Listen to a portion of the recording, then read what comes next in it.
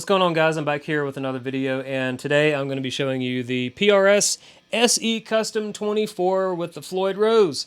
And this is a really cool guitar, and I'm especially grateful for the lovely people at Zzounds for sending me this to try out for a little while and give you guys my honest opinion on it. And after playing a show with it, I've got a pretty good idea of what this thing is like, and spending a week with it here in my studio, playing it every single day, I've got a really good idea of what it's like and how it compares to my other guitars, a couple of which are right there in that same price bracket that this thing sits in, just over $1,000. Now this one has, like the title of the instrument says, it's got 24 frets. They're pretty small frets compared to the jumbos on my Schecter. 2 humbuckers, push-pull coil tap switch here on the tone knob, 3-way switch, and the volume knob. And that's pretty much it. It's a very straightforward instrument. It's got the fully floating Floyd Rose, and for my ownership of this thing for the couple of weeks that I've got it, I've chosen not to block this thing, and it's kind of thrown me back to the old days before I blocked my tremolos, and given me a good refresher on kind of how much of an initial pain that first setup on a Floyd Rose can be to get it perfectly balanced. But once it is, man, it's locked in. It's awesome. So I'm going to shut up and play here. I've got the, this guitar is going into the JHS Klon, into the Silver Jubilee, into the Splawn 412 cabinet, and I've got the NYXL Atlantic in the loop, so it can get a little bit of reverb and delay here, but that's pretty much it. And it's got an SM57 and an MD421 mic on the cabinet going into the computer, so that's primarily what you will hear. So yeah, anyways, we need to get going here, and I'll start on kind of a cleanish sound.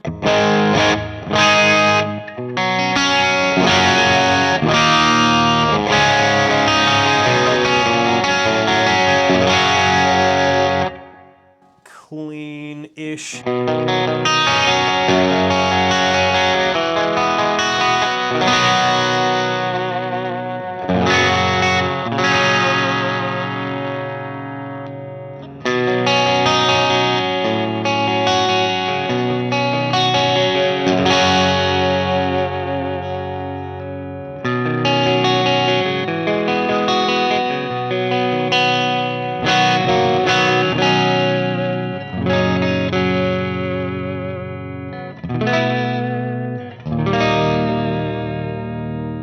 Now split.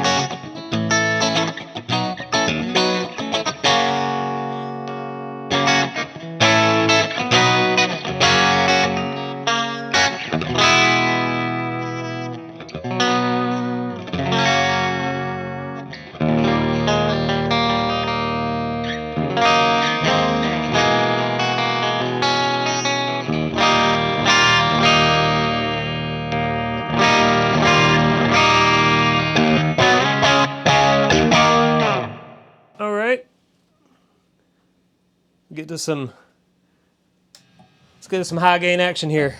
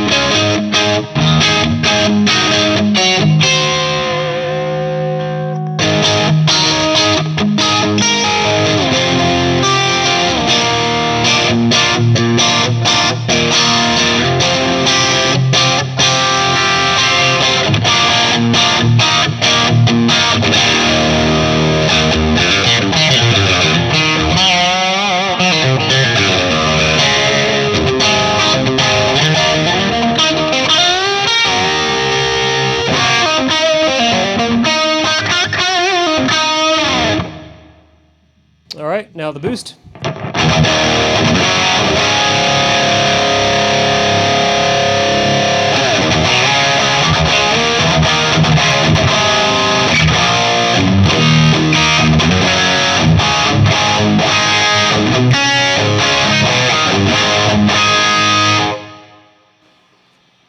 Dial the mids back a little bit.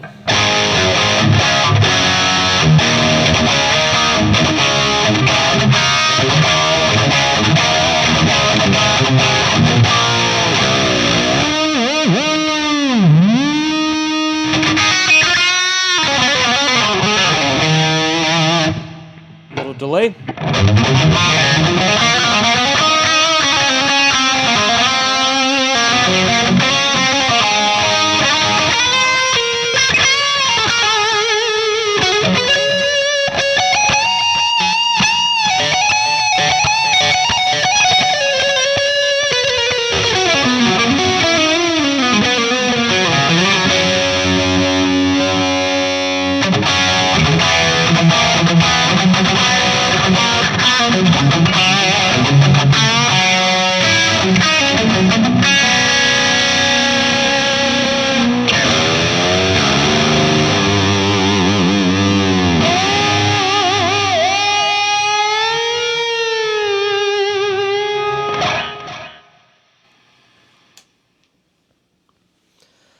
All right, so there you go. That's what this thing sounds like through the Jubilee and the 412.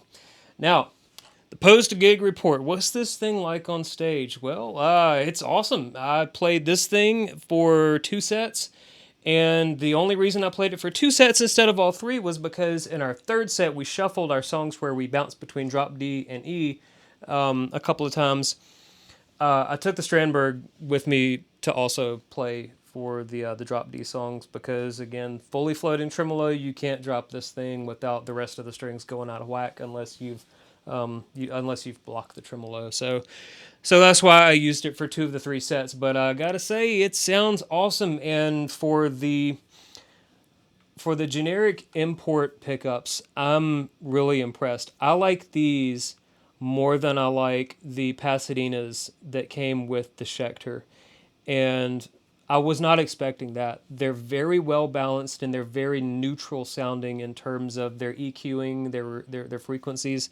The neck pickup has what in my head I like to call like the PRS sound. It's kind of like that nice warm creamy sound, but it's still clear and articulate. And it's got a good amount of bite to it, so you can hear those individual notes when you're using a lot of gain, but it's still a smoothness to where it's not overly harsh. And the same for the bridge pickup. It's got a lot of good bite to it when you're playing high gain, but it's not too high output to where it doesn't really clean up very well. So let me show you that real quick. So if I turn the boost off, this is all the way up.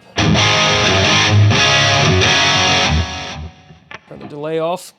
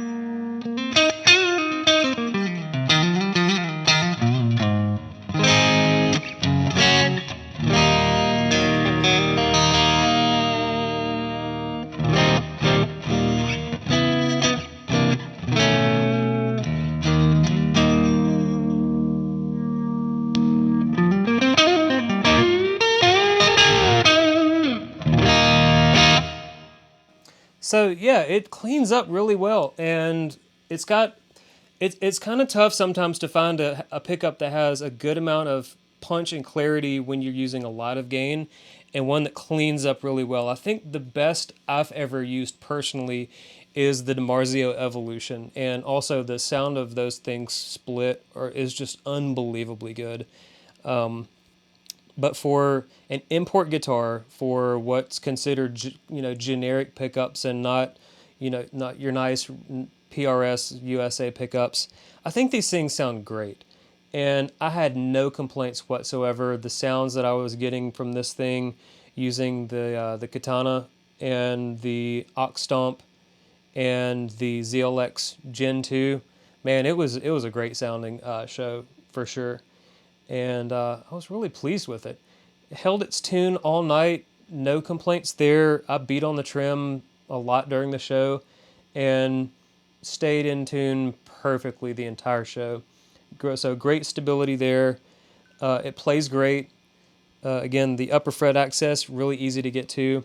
The neck's a lot different from any of the other guitars that I have. It's got a little bit more thickness to it, but it's still comfortable. And the neck down here is maybe a touch wider than that on my Schecter and the Charvel. So it only took a day or two to really get used to it and for it to feel familiar and comfortable to where I'm not actively thinking about the instrument itself. So the top, even though it's a veneer, it looks great. Our singer, he has a USA PRS flame top, and side by side, I mean, it was tough to tell that this was a veneer. I think that this thing, it looks great.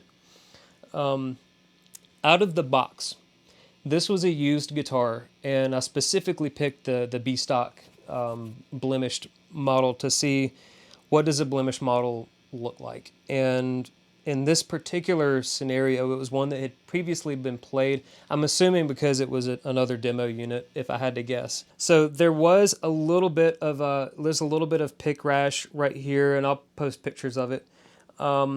It looks like the tremolo spring in the cavity had been removed and then re-added, but the grounding wire had been wrapped around the spring, which ordinarily I would assume you would never find in a production guitar coming from QC. Other than that, the only thing I did was change the strings, and I went up a gauge from what were previously installed on it when I got it. So I added a 4th tremolo spring to get it sitting just right. And yeah, the only personal struggles I had with this on stage is that the control layout is different from what I'm personally used to. I'm used to a 3-way toggle like a Les Paul. I'm not used to a tone knob at all. I don't like those unless I'm on the Les Paul, which I've never touched those. Volume knob, no problem there. But the tremolo arm, for me, it was in the way of the pickup selector because I'm just not used to reaching behind the volume knob and in the way that you have to on this one to get to the pickup selector. Now, as the night went on, if I was a little bit more deliberate and focused on where the pickup selector was for those fast changes during the playing, it got a little bit easier, but initially that kind of caught me off guard because here at the house, I usually don't ever go to the neck pickup a whole lot, but I do a lot when I play live. And I'm used to that pickup selector being a little bit further down here instead of back here. So that was the only thing that I had to adjust to. And again, I didn't miss any pickup changes because of it. It was just a little bit more of a focused effort on changing pickups. I didn't do any split coil on stage. It's not hard to do when you're sitting there playing around with it, but again, none of our songs really call for a split coil sound, so I didn't really mess with that, but I did do the volume knob and pickup selecting on stage, and it worked great, and I really enjoyed it, and I've got one more show that I get to play with this thing before it goes back, and I will certainly enjoy it another time before say sayonara to this thing. But it's been awesome, and in terms of the competitor guitars, this is right there at that $1,000 price point. So you're looking at, if you're specifically talking about 24 frets, Floyd Rose, good neck access down here at the pocket, you're looking at your Charvel San Dimas type instrument. You're looking at the Schecter Sun Valley Super Shredder. You've got some ESP LTD options, and those are kind of your big four that you're that you're looking at for this price range. All of them being imports, of course, but after playing a lot of imports these days, it's tough. They're blending the line in a really spectacular way. The Strandberg is Indonesian, the Charvel is Mexican, the Schecter is Korean, and this thing is also Indonesian. So again, just great guitars coming from overseas, and for the money, this is a lot of guitar, and it compares equally, I would say, to the other guitars that I've mentioned that I already own. And it's not a matter of one being better or worse than the other. It's just different. You get a nice flame top on this. You get the look of a PRS versus the look of a Super Strat if you're looking at, say, the Schecter or the Charvel, or just completely off the wall if you're looking at the Strandbergs. But again, the Strandbergs, they're in a higher price bracket, but they also have a little bit more engineering that goes on with them. So for price to performance, I think this thing is a very good guitar. And if you're interested in trying this guy out, I will have an affiliate link in the description below, and if you purchase it through that, I will get a little bit of a kickback. It doesn't cost you anything, but it will be greatly appreciated.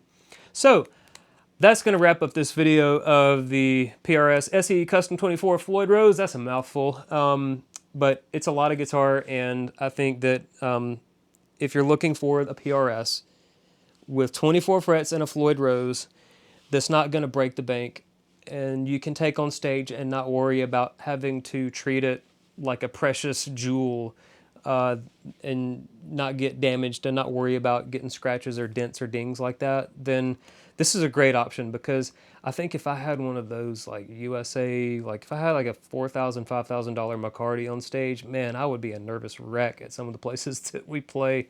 But this guy, not so much. So yeah, that's going to wrap it up. I appreciate you guys hanging out with me and checking this thing out, and I will catch you guys in the next video. Take care. Thanks.